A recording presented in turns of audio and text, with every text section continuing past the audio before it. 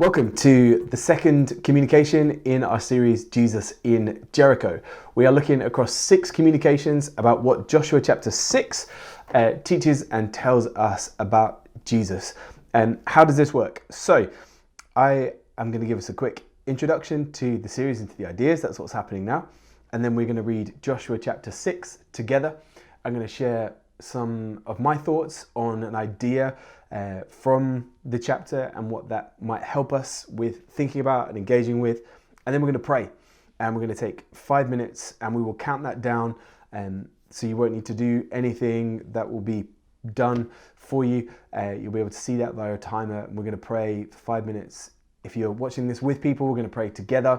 If you're on your own, then that gives you 5 minutes of reflection and an opportunity to communicate with God through maybe some of the ideas or just anything else that you've got going on in life right now. Just take 5 minutes to pray and to kind of let the Spirit of God speak to you, hopefully about the things that are being highlighted to you from the Bible, or if you're with other people, their needs and the things that are going on. And then I will come back again just to help us kind of ground some of this stuff in our daily lives and what that might look like for us. So we are thinking about, as I said, Joshua chapter 6, and what's happening in Joshua chapter 6 is the people of God have moved over the Jordan River. They've crossed the Jordan, and Jericho is kind of the first place of opposition, and I have spoken about that in the first communication in this series. And so if you want to think about that some more and you haven't seen that communication, go and find that. There's a playlist somewhere, and engage with that. And then there's a whole bunch of things that are happening in here, and again, we're not going to be able to get into all of it in this series. And so do your own reading around these things, do your own study, do your own research around these things, talk with each other about these things, connect with people about the ideas in here and the things that are jumping out to you as we read this together, because there's so much in here. There's just incredible amounts that we need to think about and spend time in. And Joshua chapter 6 is a chapter that a lot of people have spent a lot of time thinking about. So I would encourage you to go and connect with some other thoughts and ideas and material around that, just if there are ideas that are being presented from the text that maybe we're not going to get into. My aims and objectives in this series are not for us to line by line the chapter and lift everything out, but just to speak on 6 things that I think would be helpful for us to see how we engage with Jesus in these moments, hence Jesus in Jericho. So I'm going to read Joshua chapter 6 for us now, again in the ESV. If you are in a different translation, don't panic. It will just, the words will be a little bit different in places, but that is okay. So let's read Joshua chapter 6, and then I'm going to share some thoughts on something from the chapter for us for this week. Now Jericho was shut up inside and outside because of the people of Israel. None went out and none came in. And the Lord said to Joshua, "See, I have given Jericho into your hand with its king and mighty men of valor. You shall march around the city, and all the men of war going around the city once. Thus shall you do for 6 days. 7 priests shall bear 7 trumpets of ram's horns before the ark. On the 7th day you shall march around the city 7 times, and the priests shall blow the trumpets. And when they make a long blast with the ram's horn, when you hear the sound of the trumpet, then all the people shall shout with a great shout, and the wall of the city will fall down flat, and the people shall go up, everyone straight before him." So Joshua, the son of Nun, called the priests and said to them, "Take up the ark of the covenant, and let 7 priests bear 7 trumpets of ram's horns before the ark of the Lord." And he said to the people, "Go forward, march around the city, and let the armed men pass on before the ark of the Lord." And just as Joshua had commanded the people, the 7 priests bearing the 7 trumpets of ram's horns before the Lord went forward, blowing the trumpets, with the ark of the covenant of the Lord following them. The armed men were walking before the priests who were blowing the trumpets, and the rear guard was walking after the ark while the trumpets blew continually. But Joshua commanded the people, "You shall not shout or make your voice heard, neither shall any word go out of your mouth until the day I tell you to shout. Then you shall shout." So he caused the ark of the Lord to circle the city, going about it once, and they came into the camp and spent the night in the camp. Then Joshua rose early in the morning, and the priests took up the ark of the Lord, and the 7 priests bearing the 7 trumpets of ram's horns before the ark of the Lord walked on. And they blew the trumpets continually, and the armed men were walking before them, and the rear guard was walking after the ark of the Lord, while the trumpets blew continually. And the 2nd day they marched around the city once, and returned into the camp. So they did for 6 days. On the 7th day they rose early at the dawn of day and marched around the city in the same manner 7 times. It was only on that day that they marched around the city 7 times. And at the 7th time, when the priests had blown the trumpets, Joshua said to the people, "Shout, for the Lord has given you the city, and the city and all that is within it shall be devoted to the Lord for destruction. Only Rahab the prostitute and all who are with her in her house shall live, because she hid the messengers whom we sent. But you, keep yourselves from the things devoted to destruction, lest when you have devoted them, you take any of the devoted things and make the camp of Israel a thing for destruction and bring trouble upon it. But all the silver and gold and every vessel of bronze and iron are holy to the Lord. They shall go into the treasury of the Lord." So the people shouted, and the trumpets were blown. As soon as the people heard the sound of the trumpet, the people shouted a great shout, and the wall fell down flat, so that the people went up into the city, every man straight before him, and they captured the city. Then they devoted all in the city to destruction, both men and women, young and old, oxen, sheep, and donkeys, with the edge of the sword. But to the 2 men who had spied out the land, Joshua said, "Go into the prostitute's house and bring out from there the woman and all who belong to her, as you swore to her." So the young men who had been spies went in and brought out Rahab and her father and mother and brothers and all who belonged to her. And they brought all her relatives and put them outside the camp of Israel. And they burned the city with fire and everything in it. Only the silver and gold and the vessels of bronze and of iron they put into the treasury of the house of the Lord. But Rahab the prostitute and her father's household and all who belonged to her, Joshua saved alive. And she has lived in Israel to this day, because she hid the messengers whom Joshua sent to spy out Jericho. Joshua laid an oath on them at that time, saying, "Cursed before the Lord be the man who rises up and rebuilds this city Jericho. At the cost of his firstborn shall he lay its foundation, and at the cost of his youngest son shall he set up its gates." So the Lord was with Joshua, and his fame was in all the land. Okay, Joshua chapter 6, there we go. Again, as ever, loads going on, loads of things that we will look at and we will get into. But I want to lift out for us an idea today, and I think it's maybe the most obvious and immediate that we need to talk about after we kind of have set some groundwork that we've done in the first communication. What is happening with this idea of being devoted to destruction, a place, people and its contents being devoted to destruction. And again, as I've already mentioned, there are many people who have devoted lifetimes to exploring this and to understanding this. How do we make sense of the destruction in Joshua chapter 6? The short version is, I don't know if we can.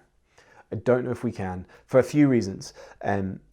Culturally, there's a lot of things that are happening in Joshua chapter 6 in an ancient worldview, that a contemporary worldview, that our worldview is just really going to struggle to engage with and to make sense of. There are things, no matter how hard we study, no matter how hard we look at these things, there is just a cultural worldview from an ancient time that a contemporary worldview just will not hold in tension. It's just not going to resonate with us. It's just not going to sit. We are not invested enough, no matter how much we read or study or get into, we are just not in the time and place. And so the worldview that is saturated in this moment is not the worldview that we are saturated in.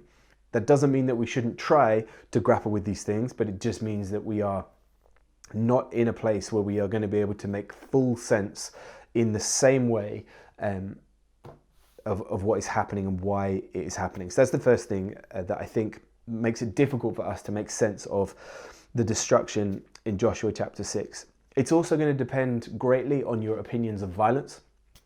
It's going to depend greatly on what your opinions of God and violence are.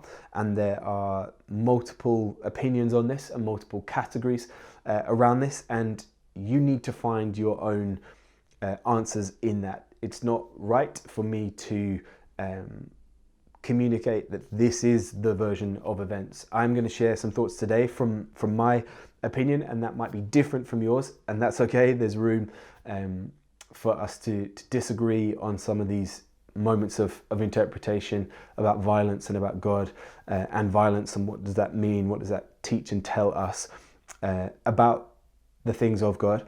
But you need to go and do that reading yourself. You need to go and formulate some of those ideas. You need to share some space and some time with people to gather your own thoughts and your own ideas about that. But there is a use of language, and we see it in verses 17, 18 and 21, where things are devoted to destruction. And we have to pick it up, because although we won't be able to understand it fully, I think we can understand it better. And I think we can engage with some of what is happening. Remember, I said in this first communication that I think what is happening at Jericho is not for us to be convinced that obstacles will be removed out of our way. On the false assurances is perhaps we have heard Joshua 6 taught and told that we get what we want because God is on our side. I don't think that's what's happening in Joshua chapter 6. I think Jericho is being presented as an opportunity for us to understand the character and the nature of God, which is why I kind of caveated all of that by saying you need to work out what you think and what you feel about where we see violence in these moments. What does that teach and what does that tell us about the character of God? I would argue, and I'm loosely going to make the case throughout the thread that will run throughout everything that I say today, that this is God working within a culture to demonstrate a plan for redemption. You might feel differently about that, and that's okay, and we can talk about that privately and at another time. But the theme that's going to weave its way through my thoughts today is, I think what we see here and what Joshua chapter 6 is teaching and telling us about the character of God is that God is working within a culture to introduce a plan of redemption. I think there is a preparation that is happening. I think there are some things I'm going to go on to speak about why I think that in here, but the use of violence in these things, the devotion to destruction, that very specific use of language, you will have already picked up as I've read in Joshua chapter 6. There's a lot of repetition, and there's a lot of saying things in a similar way, or there's a lot of bookending of things. We start by saying the thing, then we say the thing again, and then we say the thing again. There's a lot of that happening. That's deliberate, that's on purpose. Repetition, the author wants you to pick up themes and ideas. And so if something is repeated, we need to pay attention to it, because it's not an accident. It's not poor writing. It's not a poor translation. It's not just a cultural difference that we lose over time. It's deliberate. It's on purpose. It's a literary device to draw our attention to something. And so we see repeated the devotion to destruction. So we need to understand what that is.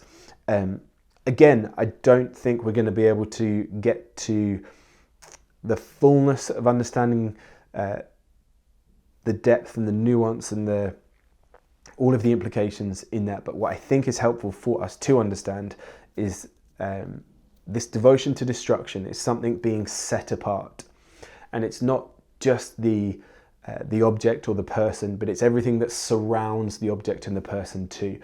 And we see it in a few other instances and a few other places that, again, in your own time, please go and do that study, the devotion to destruction. It's about something being set apart. So as we see from the possession of Jericho, and the command is very clear, and there are consequences explored in the rest of the book of Joshua, that nobody is to take anything from Jericho.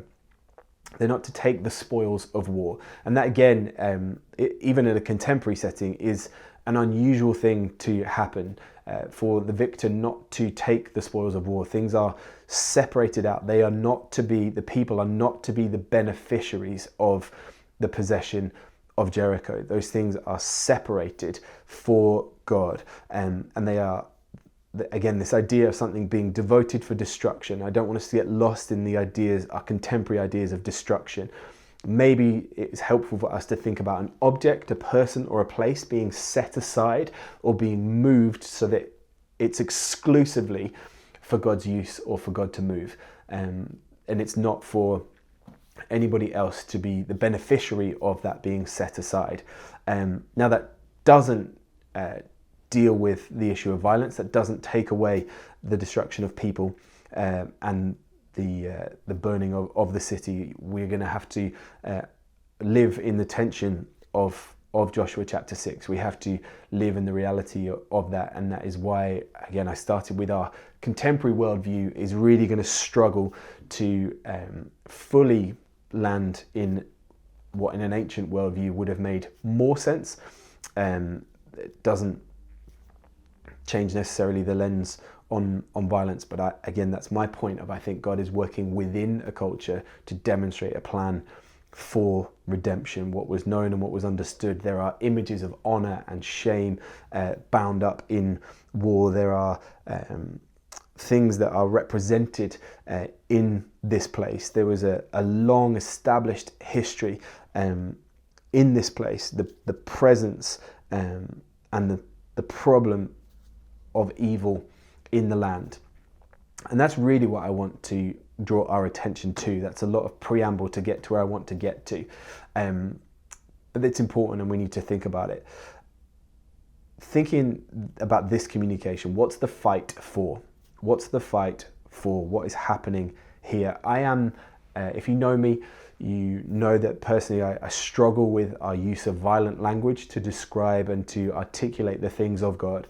I don't think that's always the most helpful thing for us to do. I don't think that's the most useful way to describe and attribute the kingdom of God coming. I don't think the idea of being in a fight is always the most useful imagery for us to engage in these things. And I can bore you over coffee in your own time about why I think and feel like that. But what's the fight for? Why are we here? Why are we engaged in these things? Why are people, places, and things devoted to be set apart for God to use? Because there needs to be a removal of evil from the promise. That's where I want to get to. That's the picture and the image that I want us to engage with. There is prevalence of evil in the land, and it has to go. What's the fight for? The fight is the removal of evil. The fight is not the removal of people. Now we see that as a consequence. And again, we're going to have conversations around that. What does that mean? What does that teach and tell us? But there are consequences, and there's a long history of the people in this place. Remember, in the promise, there is a long history of them being against the things of God. We would articulate that as the kingdom of God, or maybe we see through the people of God. There is an established and a long history. And so what happens when grace and when kindness is ignored? What happens when the awareness of consequence is shrugged off and we're not sort of that fussed about it? I think some of what we're being taught and told here is exactly that the consequences of evil are real and are significant, and the justice and the holiness of God will not coexist with evil. It cannot, and it will not. And so there is a preparation that happens in the removal of the things of evil. Our fight, what's the fight for? Our fight is not with people. Our fight is the removal of evil. I'm going to speak on this a little bit more when we come back from praying, but it's important that we pause now to pray. And again, if you are with people, pray with them and for each other. If you're on your own, pray that God would speak to you through his word about what is happening in these spaces. But let's take 5 minutes and we will count that down together. But let's take 5 minutes to pray.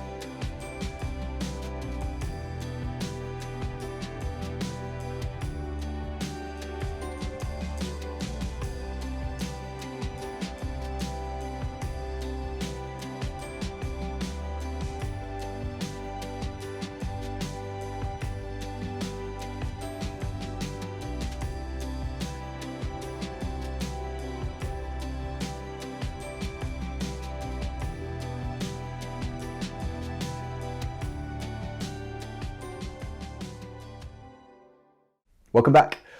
So we are thinking about what's the fight for? What does Joshua chapter 6 teach and tell us about Jesus in Jericho? Where do we see the things of God? Remember, Jesus is the perfect representation of God. And so if we are learning about the character of God, then we are seeing that through Jesus. And so evil had been prevalent in the land. And so the fight was for the removal of evil. The fight was not against the people, the fight was for the removal of evil. And so as evil destroys and as evil corrupts and as evil makes things chaotic and not of holiness, not of purity, remember, tied up in all of these images of war, in an ancient culture, there are ideas about purity, about honor, about shame, about how God is known in the land, about how God is known to the people's neighbors, about how God is revealing himself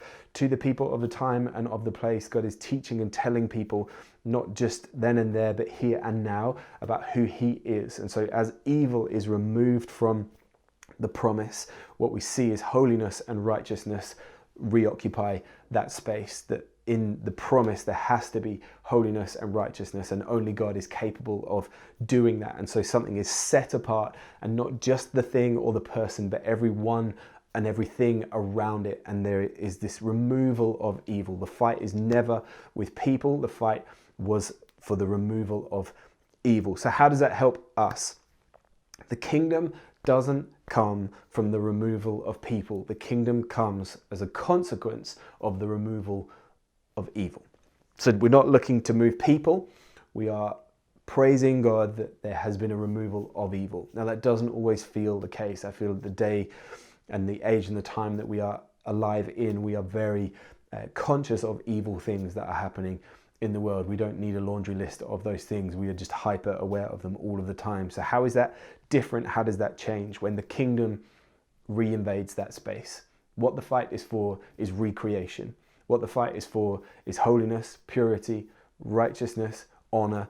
The kingdom of God comes when we move into those spaces, that Jesus has conquered evil. And so we carry a kingdom culture in us. And those words, we have to be careful to re-engage with those words, because we hear them from people like me often and they can start to lose some of their meaning. We can get a bit dull and a bit jaded about these ideas. But what you carry in and through your faith in Jesus is the ability to see recreation come into your place of employment, to see recreation come into your family, to see recreation come into your home, to see recreation come into those spaces where, as a consequence of Jesus' victory, Jesus' life, death and resurrection, evil has been conquered. It will not advance any further. It has been given its boundary edge. It has been devoted to destruction. There will come a time to end all times where we see an end to those things. But until then, what we carry as the body of Christ, as the people of God, as the church, capital C, that we get to re-invade these spaces with purity, with righteousness, with holiness, with the things of God. The fight is never with people. Our frustration often is, but our fight is not with people. Our fight is with the removal of evil. So this week, as you go into your spaces, as you are frustrated by the things of people, remember, be re-engaged with, you are a carrier of recreation. If you believe that Jesus is who he says he is, that he is God, that he has come to earth, that he has lived, that he has died and has been resurrected, that what you carry as a consequence of your faith in that truth is that you can move into these spaces and not see a fight with people, but instead see the removal of evil and the kingdom to come. Through Jesus, we carry the work of recreation because he has conquered evil. That's our thought this week. Carry it with you. Take it into the conversations that you have. Take it into your meetings. Take it into your points of frustration, that our tension is not a response of violence against people, but as a consequence of what Jesus has done, there is a removal of that evil, and we get to bring recreation into those spaces. Have a great week. See you soon.